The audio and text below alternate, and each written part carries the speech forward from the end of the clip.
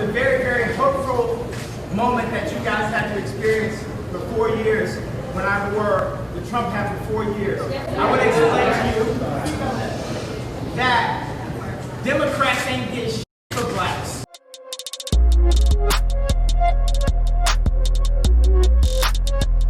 Welcome to Kyle's Take, where I give my take on political and social issues through my eyes is all.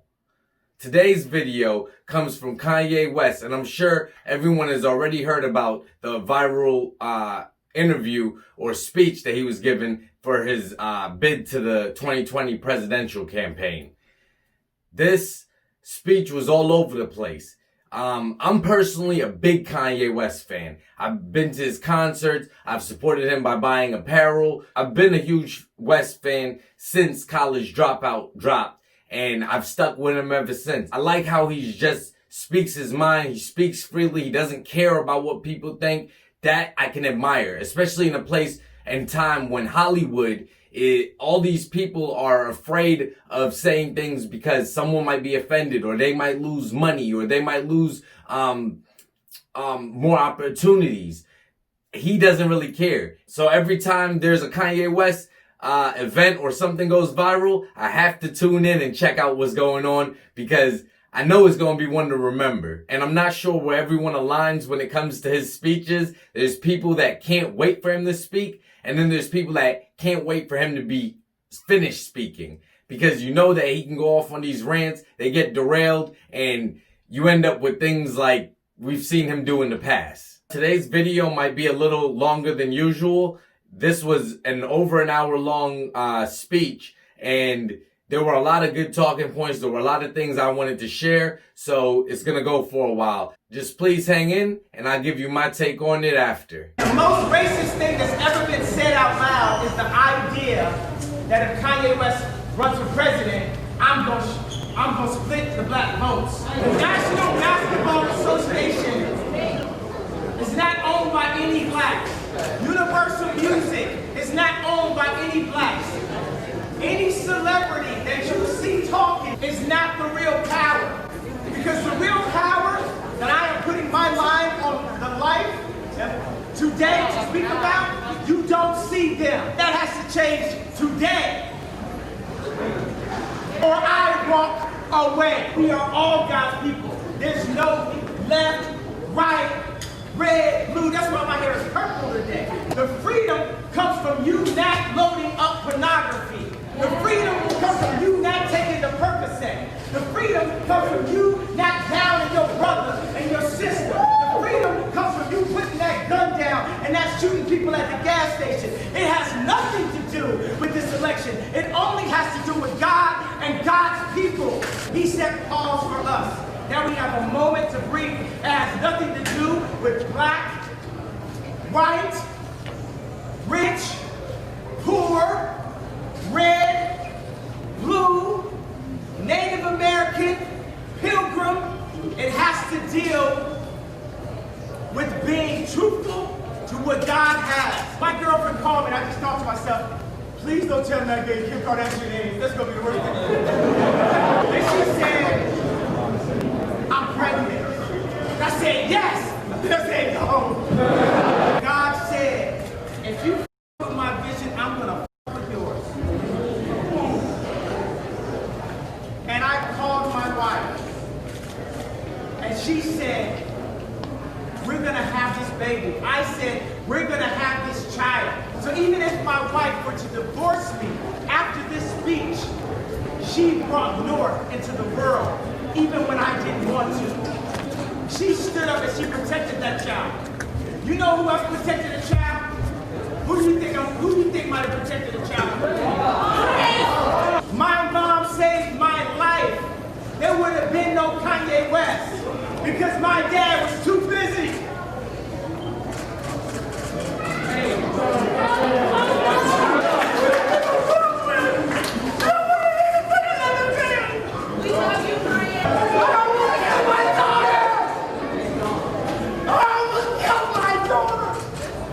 No more plan B, plan A. Anyone, wait a minute. You guys might want to say something to me. Fuck you, Kanye. Do you realize that I am putting my life on the line for the truth right now? What did I tell you? A Ye rant. Now he touches on some good points, and I agree with some of them, not everything, but I can appreciate how he's giving tough love to his people, because this coddling and stuff is not working. We've been trying to do this for many years, over 50 years, I think, and this coddling is not working for us. We're still lowest and last in everything that is a good category, and we're first in things that are not good categories, and that's just by the statistics. As you can see, his speech was all over the place, and I wish he would have ran it by Kim first so that he could make sure everything was fluid, made sense, one topic went into the other. So what I did gather from some of the policies he agrees with is he's against Pinot.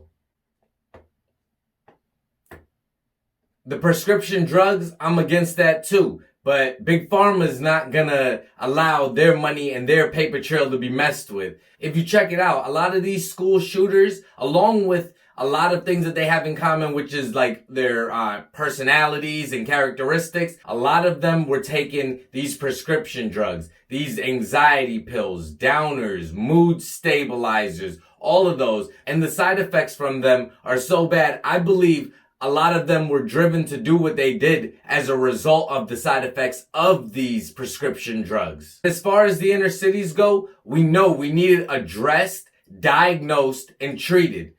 We can't keep on having what's going on out there and we just attribute it to black on black crime, or we attribute it to inner city crime. We have to care about what's going on there too. We have to change everything if we're going to build America up too. We have to build up the lowest and weakest people, because you're only as strong as your weakest link. That's how the old saying goes, right? Now, I don't agree entirely with putting the gun down, but I understand what he's saying. He's saying we need to stop killing ourselves. You cut that problem out of the black community, that is millions of lives saved every year, and we can start seeing this 13% start making gains towards having a bigger population so we have more say.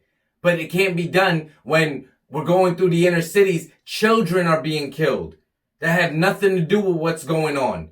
They don't know what's going on in politics. They don't know what's going on with people having beef for the world. They don't know any of that. They just know that they were going to McDonald's and they were killed. Or they were going to get a phone charger and they were killed. One of the funniest parts for me is when he says, no more plan B. We need a plan A. Then you hear this liberal feminist cry out until finally she gets on the stage with Kanye. Oh, plan B, plan A.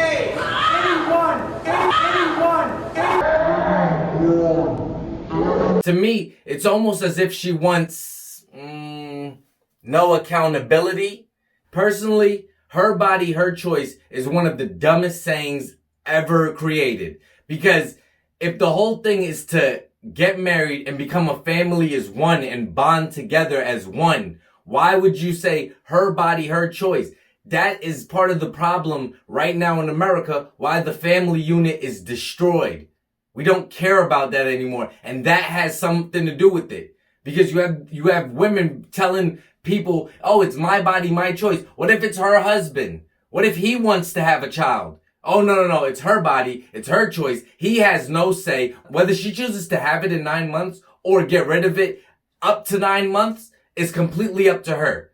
There's no cohesion in the family. There's no family say. There's no one unit. We are one. We are going to choose this together. It's mainly what she says, and I can't get down with that. I bet for that reason alone she canceled Kanye. But I do hope Ye is okay at the end of the day.